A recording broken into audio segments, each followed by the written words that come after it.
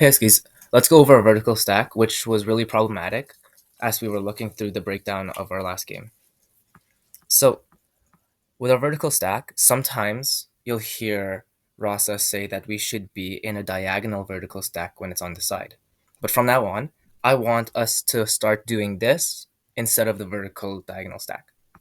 So, the easiest part of stack is when the frisbee's in the middle. We just want to be in the middle of the field. Here, it's shown through the brick marks. But in game, we'll just look for any indicator such as that circle from the video, or if there's nothing, we're just trying to make our best guess of where we should be, where the middle of the field is. Issues happen when the frisbee gets to the sideline. Over here, we're on the open side, the flick side of the field, and what happened a lot of times is everyone came over to that near side and started getting close to the frisbee. The issue with that is now our vertical stack has less room for us to cut to the open side. The break side is always the hardest part of the field to throw to. So not many throws will come over here. Most of the throws will come this way. So we want to give as much space for our throwers and our cutters to work with. So what we're going to do, instead of being in the middle of the field, or even worse, coming close to the frisbee, is when the frisbee's on the sideline, I want us to push away. You'll notice the middle of the field is right over here, and that's where we would usually be if the frisbee's in the middle. But this break side is so hard to hit from the sideline that it's better for us to go closer to the break side, away from the frisbee, to give ourselves more space to cut over here in this area. Biggest thing that I saw was clogging. So if you are in this area, we need to get away. So don't only go to the middle of the field, go past it. Go a little bit into the break side. Same thing if the frisbee's on the break side, but the opposite. We want not to be in the middle, not to be close to the frisbee, but to be further away. So I want you to be past the middle line, away from the frisbee. And the good thing about having this alternating vertical stack is that it's really close to going from middle to slightly open side, slightly break side. You'll notice against the game against Marshall, we saw them do a side stack, which is a vertical stack directly on the sideline, which is really good because they have so much space to attack. Issue is they don't have the flexibility of giving space. This part of the field will always be taken unless everyone moves. So we could easily quickly adjust here, but a side stack, we won't have that flexibility. And the second thing that happens is when the frisbee gets thrown up, let's say a handler does an upline cut, it's on the sideline, the handler cuts up, people tend to crowd. So that same concept of everyone cuts to the open side because they all want the frisbee basically made a vertical stack that is close to the frisbee on the sideline. This person might have gone deep, this person might have run directly towards, these people might have gone in an upline trajectory, but that crowding is not what we want to do. So instead, we are going to shift up, and if anyone wants to attack, they could attack. We could have one person going deep, one person going in, and no one else could come in until that person has left. So we have one person attack, everyone else lets their stays in the stack so that we allow space to be given and taken. Now that a cutter has the frisbee, many times cutters want to receive it from this cutter. Many of our cutters don't yet have the capability of looking upfield and throwing it to a cutter, but getting it back to the handlers is much easier. So as a cutter, you should realize, oh, another cutter has the frisbee. Let's chill out over here and wait till the handler gets it. So the handlers set up, one of them comes and is the active handler, and the other one is the secondary handler. When you're a cutter with the frisbee, look at one handler until they've made their move and cleared out, that's when the second one will come in and try to get the frisbee. If the first cutter, if the first handler gets the frisbee, then we just go back to the stack earlier. If the second one, we go back to the stack earlier. It doesn't really matter. In this example, second gets the frisbee, and you'll notice that the first handler ended up at the front of the stack. So we'll just leave them there. The cutter could give space, the handler stays at the front of the stack, and someone else comes to get the frisbee. So a quick recap is when the frisbee's in the middle, we want our vertical stack to be in the middle. When the frisbee's on the sideline, not that one, we want the vertical stack to be further away. Same thing on the other sideline, we want the vertical stack to be further away. Let's look at one of our main plays, ice. So ice is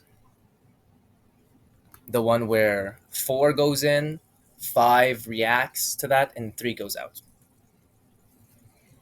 So first thing that happens is the fourth person in the stack decides where to go. Then the fifth person cuts the opposite way. Something that I see happen often, though, is the third cutter goes deep right away. When we do ice, the cuts should be a little stagnant from each other. So cutter 4, cutter 5, cutter 3. They shouldn't go at the exact same time. They should be about half a second or a second apart from each other. So for here, first cut, second cut, this one is just getting in position, and then the deep cut. The reason is our handler can only look at one person at a time. So they'll look at the first cut, look at the second cut, and then they'll look deep. Most of the time, the deep is never thrown to because by the time the handler looks there, it's already done. So when you're doing the deep cut, delay it by about 2 stalls. Don't cut right away. Let there be some time. And then if those in cuts don't work, we come back to the stack. Now, it was the other 2 cutters that haven't cut yet. So the deep cutter comes back in. This one chooses, and the person who went deep originally goes off of that, and this one goes deep. After 2 cycles of 2 people going in, 1 person going out, the entire stack has to back out and leave it to the handlers.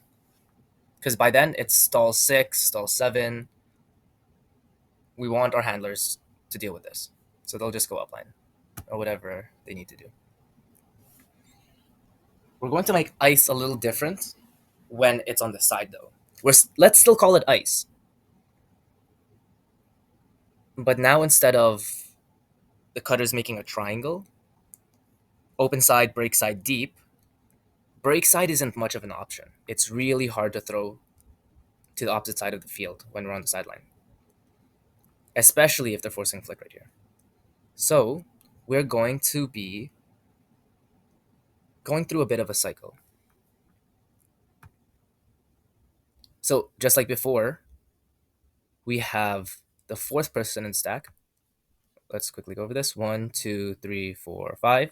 This fourth person is going to make an in cut, and the fifth person is going to set up. They go in, this person sets up. They don't get the frisbee. What do? We clear out, which allows that person to go in, and the person who was third, just like in ice, goes deep. So we have in cut, deep cut. All of them to the open side. If that doesn't work, same thing as ice, we're going to have these 2 cutters make the same rotation of in cut, deep cut. But the person who made the in cut is going to clear to the stack this way. Well, the person who cut deep doesn't cut in, we're going to have them loop around this way. Follow that player, they loop around. That's how they clear. Well, these two players, let's look at what's numbered 5 right now, is going to cut out, cut in, cut out, cut in. Well, what is labeled 4 right now is just going to cut deep. If that doesn't work, we clear out and let our handlers work, just like with ice. So if we look at this again, we have in cut, deep cut, deep cut, clear out, let the handlers work.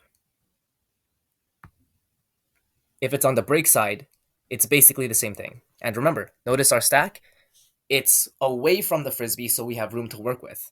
This is harder to do when they're doing a flat mark over here.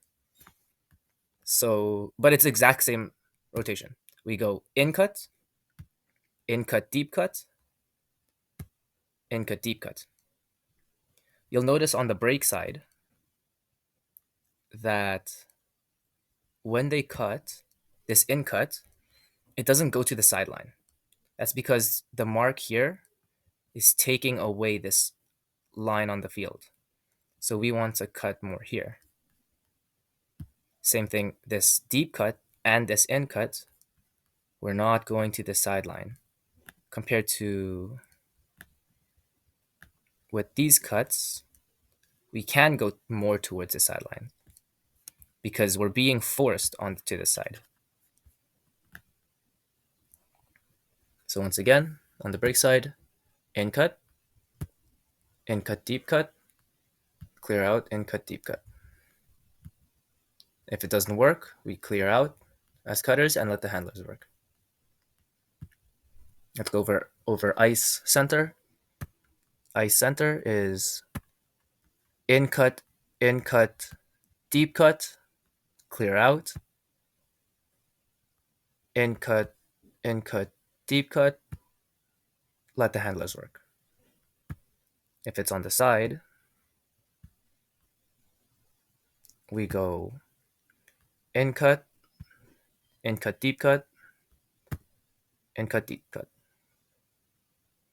This is a new concept for most of you. We haven't yet implemented this into our team. So on our practice, we're going to try to get that. But if you haven't yet got it, it's really hard to understand through paper. We're going to physically go through it, but just watch us over and over until you get it.